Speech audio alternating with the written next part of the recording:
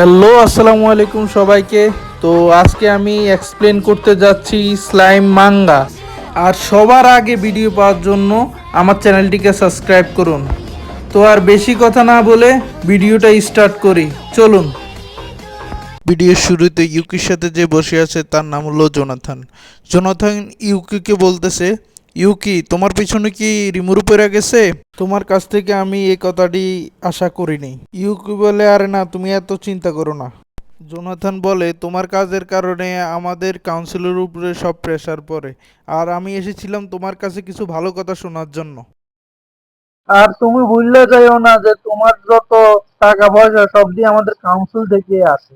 এমনি তো এখানে আমার কোনো দোষ নেই। আর রিমুরও অনেক ভালো একটা লোক, তো কোনো কিছু প্রমাণ ছাড়া রিমুরের কিছু করবে না। জোহান ইউকিকে বলে, যদি তোমার পেছনে রিমুরু করে যায় তখন কি তোমার কাছে এই শক্তি কি আছে যে তুমি রিমুরুর সাথে যুদ্ধ করো?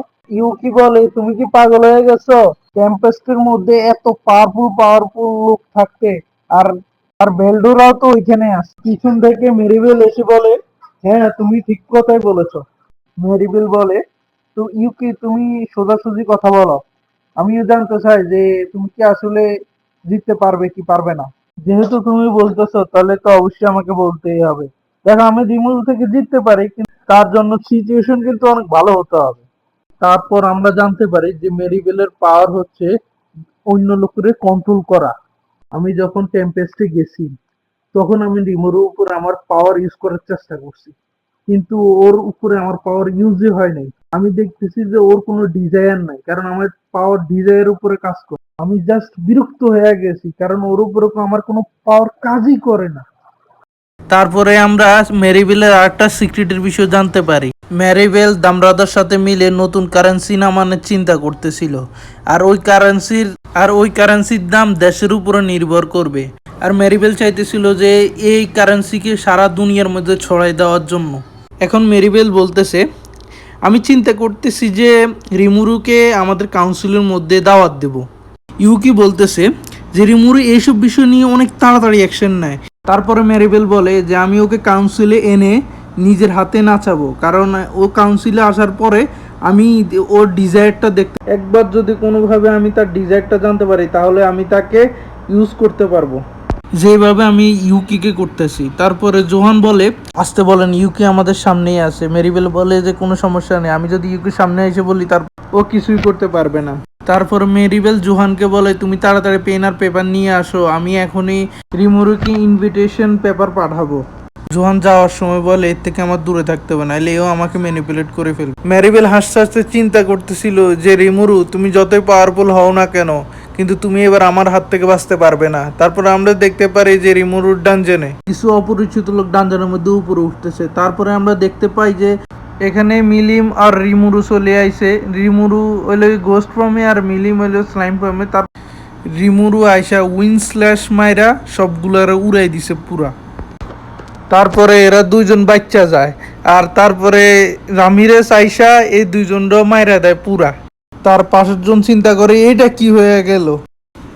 ওদের আরেকজন লোক চিন্তা করতেছে এখান থেকে আমাদের তাড়াতাড়ি ভাগতে হবে, কিন্তু তার পিছন দিয়ে বেলডোরা চলে আসে। বেলডোরা চলে এসে ওকে একটা স্ল্যাশ করে পুরাপুরি শেষ করে দেয়।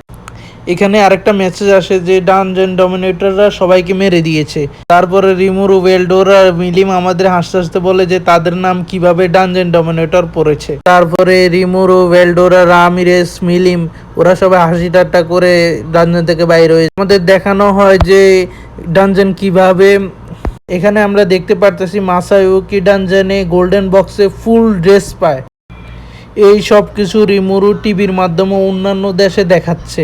এতে ডানজেনের অনেক পাবলিসিটি হচ্ছে, কারণ মাসায়ুকির ফ্যান ফলোয়ার্সের কোনো কমতি নেই। এই কারণে অনেক দূর থেকে মানুষ ডানজেনে আসা শুরু করেছে। এই কারণে রিমুরু চিন্তা করেছে সে এমন একটা স্কোয়াড বানাবে যে ডানজনের উপরের ফ্লোরে কাউকে যেতেই দিবে না। এখানে মিলিমকে ওয়ান শটার নাম দিয়েছে, কারণ মিলিম সবাইকে ওয়ান শট দিয়ে মেরে দেয়। এখানে আমাদের বেলডোরাকে সবাই বলে যে হাড্ডিওয়ালা মনস্টার আশেপাশে থাকা যাবে না, কারণ এই মনস্টার অনেক পাওয়ারফুল আর এই কাজটা অনেক মজাদারও। তারপরে রিমুরু বলে, হ্যাঁ তুমি সত্যি কথাই বলতেছো, কারণ আমার থেকে মনে হয় যে আমি আমার বন্ধুদের সাথে মিলে গেম খেলতে যাচ্ছি। এখানে আমরা সুনাকে দেখতে পাই। সুনা রিমুরুকে দেখে বলে, রিমুরু আপনি এতক্ষণ কই ছিলেন? বাহ, আপনার সাথে কি মিলিমও আছে? এইখানে আমরা ফ্রেকে দেখতে পাই যে হাসি মুখে বসে আছে। মিরিম হঠাৎ ফ্রেকে দেখে কাঁপাকাঁপি শুরু করে দিয়েছে। তারপরে ফ্রেকে বলে, ফ্রে তুমি এখানে কি করতেছো? ফ্রে বিশ্বাস করো, আমি বাড়ির কাজ সবকিছু করে তারপরে এখানে এসেছি। ফ্রে বলে, মিলিম আমি তোমার উপরে যে লোকটাকে নজর রাখতে বলেছি তাকে আমি কিভাবে কার্পেটের ভিতরে পেলাম? তারপর রিমুরু ভেলডোরা দুইজন মিলিমকে বলে যে তুমি আগে কেন বললা না যে তোমার কাজ আছে, তা না হলে আমরা তোমাকে এখানে রাখতাম না। রামিরেজ বলে, মাস্টার ভেলডোরা রিমুরু সঠিক কথাই বলেছে।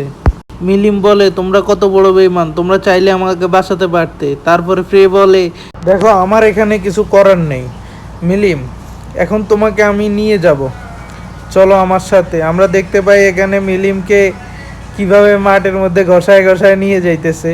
তারপরে এখানে আমাদের রিমুরু চিন্তা করে, যাক আজকে আমি বাচ্চা গেছি, নাইলে আমার আজকে কথা শুনতে হতো, কিন্তু তার পিছন দিয়ে চলে আসলো শোনা এসেই বলে, লর্ড রিমুরু আপনি এতদিন কই ছিলেন? রিমুরু আর কি বলবে, রিমুরু বলে, আমি এতদিন ডানজনের মধ্যে রিসার্চ করতেছিলাম। পিছন দিয়ে ভেলডোরা বলে, বন্ধু আমি যাই, আমার প্রচুর কাজ আছে। এখন বুঝতেছি যে কাউকে ধোঁকা দিলে কেমন লাগে, সরি মিলিম। এখানে রাফায়েল বলে যে আপনি সত্যি কথা বলে দিন, তারপরে মনে হয় আপনি বাঁচতে পারবেন। রিমুরু বলে, তুমি কি সত্যি বলতেছো? পিছন থেকে মিউল মাইল এসে বলে, লর্ড রিমুরু আপনার নামে চিঠি এসেছে, প্লিজ খুলে একটু দেখুন। এখানে রিমুরু চিঠি খুলে পড়ে দেখে, চিন্তা করে যে আমি যেটা মনে করছি ওইটাই হয়েছে। ওই কাউন্সিল থেকে আমাকে নিমন্ত্রণ জানানো হয়েছে, আর কাউন্সিলের টপিক হলো গিয়ে টেম্পেস্ট। আমার কাছে মনে হয় যে এখানে কোনো একটা পাওয়ারফুল লোকের হাত আছে, কারণ ওই গ্রিন ফিউরি যে লোকগুলো ছিল ওইগুলো অনেক পাওয়ারফুল ছিল।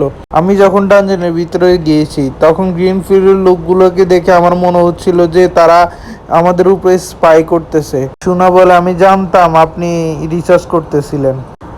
তারপর রিমোরো মনে মনে বলে, এটা আমাকে আগে রাফায়েল বলে দিয়েছিল, যাক আমি আজকের জন্য বেঁচে গেলাম।